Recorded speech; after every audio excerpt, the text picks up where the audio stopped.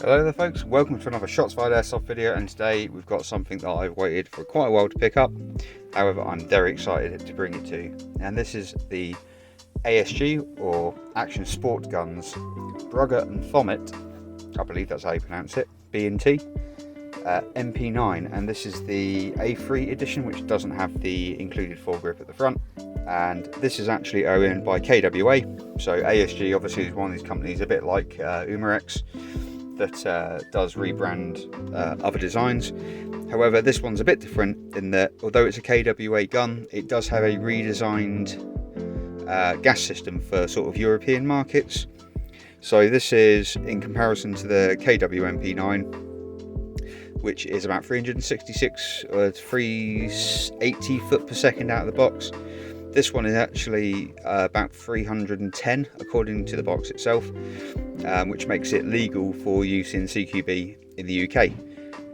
You can do this with the standard KWA version, but you have to buy the gun for about £200 and then buy a CQB bolt that lowers the FPS, and that sort of costs another 50 quid. So this at around £200 is definitely the way to go in terms of purchasing this weapon. Anyway, we're going to have a quick look at the box and then we'll get in and see what we've got inside. Right, just briefly going around the box. I know people don't really necessarily care about this. Nicely printed box. A bit of information down there. We've got length of the gun 305 or 527mm with the stock extended, just under 1800 grams. I'm going to weigh it because I can't believe it's quite that light. The box is really quite heavy, it feels. 48 round mag, and it's made of metal and nylon. So I believe the outside of the gun is polymer and the internals will be metal, as with most guns.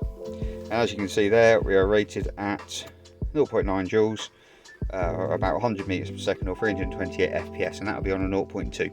And we've got adjustable hop up, accessory rails, and it's gas powered. So obviously this is a full-blown gas blowback gun.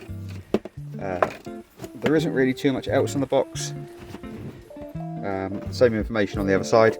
This is a black weapon despite all the tan guns on the front. Anyway, without further ado, let's open up and see what we've got inside. Right, okay, first things first, we have a very nice manual. This is the front, I believe. And in here we've got all the usual sort of information. First things first is safety. Then we've got how to insert your magazine, general features of the weapon. We've got how to adjust the hop up. Recommendations on gas and BBs, and just different versions of the weapon. So there's no exploded diagram in here or anything like that. Again, always a bit of a shame, as I always say with these sorts of things. But with that out of the way, let's get to look to what actually matters, which is the gun. So here we have a bit of polythene. Mine's already open. I've gotten used to this now. It would appear that most of these get opened at some point.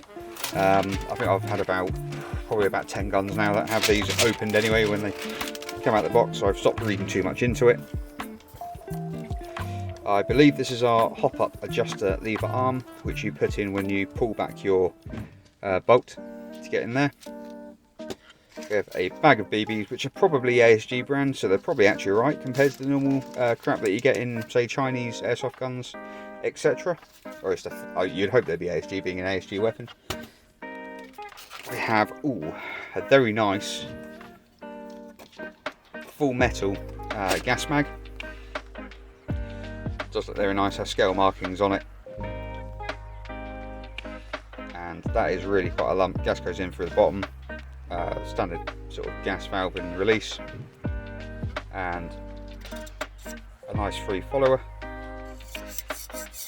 One of the advantages of a metal mag, so if anyone saw that CM132S video that I did last week, but essentially that had problems feeding because the mag polymer, the extended mags that I used. No such issues with the metal mags there. Now for what we're all here for, which is the actual weapon. And it immediately, you know when you pick up something and you just think, that's really nicely built? That's what I just got immediately then, just touching this. So we have usual unfortunate stickers, but we do have, let me just fold the stock out. Cal 9mm by 19, D000178S. I don't know if that's a serial number or something else. Not that familiar with gun markings, I must say, being an airsoft enthusiast and not into kind of real firearms. I live in the UK. We've got ASG, I believe that's a German mark, which means that the gun is an airsoft weapon. And we have Cal 6mm BB. On the other side, obviously we've got the nice B&T markings. Just fold that back in a sec. We have B&T and MP9. And that's pretty much it really in terms of markings. I say the gun is polymer. We have a metal rail on the top, metal muzzle, another metal rail on the side. The stock is polymer. And locks. There's ever so faint stock wiggle, but really nothing to write home about. That is pretty damn good. Yes, really like this, really like this. We've got a bottom mount rail, so this is the version, the A3, that comes without the inbuilt foregrip, so you can have a foregrip of your own on here or use it to mount other accessories. You've got a full length rail on the top, which is a bit of a laugh because the gun's only about, it's under a foot long, so you haven't really got that much rail even with a whole rail. We've got sort of a ring sight at the back and just a simple stub at the front just to help you aim. However, a lovely red dot on top of that is going to make it a lot easier to work. So we've got a slide release or a bolt release on this side, mag release there on a button, quite stiff, you might have to run in a little bit of that. We've got, I believe this is a squeeze and pull charging handle, yeah, and then a fire. We've got, at the moment the gun's set on full auto, you see the 3 little dots there. If I push it through to the other side, we've got a single dot, so that's your fire selector. I don't believe there is a safety on this weapon. I think the only thing you've got is the almost Glock style inner safety on the trigger, so I can't pull it if it accidentally gets pulled, and like I say, a pocket, you have to put your finger in there and pull the whole thing back itself. So that's pretty much it for features. This is not a complex weapon. This is all in the proof of the pudding. The way it fires, the speed with which it fires as well, which we'll have a look at in a minute. One thing I will just say, this does have the ASG quick detach point, which is designed for the sort of the big QD silencer that goes on the front. I believe that Lee's Machining do an adapter, so you pop the gun open, take that out, and you can put a normal sort of stub of barrel in there, and that will give you a normal 14mm thread, which means that you can run any sort of tracer adapter. I believe it's about £18, so it isn't the end of the world.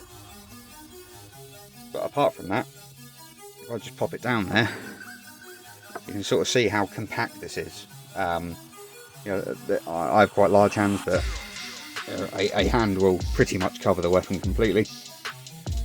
And if you fold the stock in, it really is very tiny, easy to one hand, and I can see why these are popular.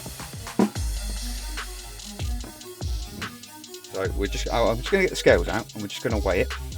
Then I'll gas the mag up, and then we'll fire it, and I'll fire a few short bursts of full auto fire so you can see what the fire rate's like. Okay, so here we go. Scales are zeroed. Just the weapon on its own is 1.2 kilos. So this is actually the same weight as my WE Dragon 7 pistol. It's almost exactly the same weight, which is amazing. You think how sort of usable this is and how versatile this is as a platform. This is the same weight as a heavy sort of 1920 handgun that I've got, which is really quite incredible. If we add the magazine,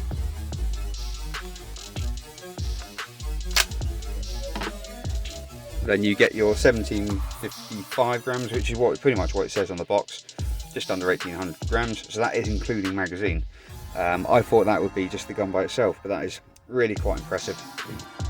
It feels great in the hand though. Obviously I had that M4 that weighed about 1800 grams, and that felt a bit toy-like because it was very plastic, and it was the cheaper end of the budget Cyma range. So really, it's an impressive build for the weight. They've gotten a lot of build quality feel for not too much of a weight disadvantage. Right, anyway, enough talking for the minute. I'm going to sling some gas in this magazine. I would just say that mag release is quite sticky. I might well just get a little bit of lube in there and just see if I can free it off a tad, but I'm going to gas this up and we're going to hear what this part sounds like on single and fully auto. Okay, so I'm back, got the mag gassed up, took a gas fill really nicely. Yeah, some like to squirt everywhere and all this, it's just straight in, filled straight up. Just going to pop that in there.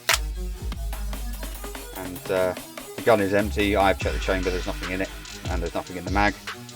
We are on semi at the moment, so this should, like a pistol, when you pull it back, because there's no rounds in it, it should lock back, and indeed it does. You release the slide or the bolt to pull it back in, which it does. I'm just going to fire a single shot, but I'm going to hold the release down. We're on single shot at the moment. That cycle is really fast and it is very loud. Yeah, this is not a gun for sneaking about with. It has a fantastic trigger, excellent response. If I just hold it so you can sort of see the see it's very rapid, and I'm just going to pop it onto full auto and we'll see what that's like. I'm just going to hold down the slide.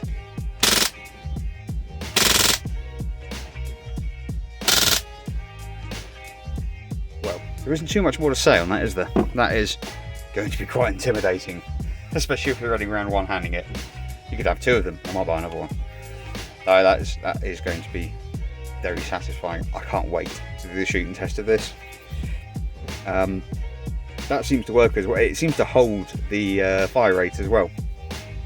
A lot of gas guns, when you put them on full auto, they fire like sort of a decent burst for about 3 rounds and then seem to lose interest as the gas contracts and the gun cools down.